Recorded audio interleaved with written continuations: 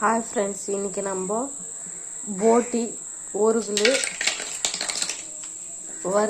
वरुवल पण्णपोरोम நல்ல எண்ணெய் கொதிச்சதும் சூடானதும் இந்த போட்டி ஒரு கிலோ போட்டுக்கிட்டு இது மாதிரி ஃப்ரை பண்ணிட்டே இருக்கணுங்க. அப்போ நல்லா வந்துரும். இது மாதிரி வந்தது போட்டி ஒரு கிலோ இப்படி எடுத்துட்டு இன்னொரு கிண்ணத்துல போட்டுக்கணுங்க.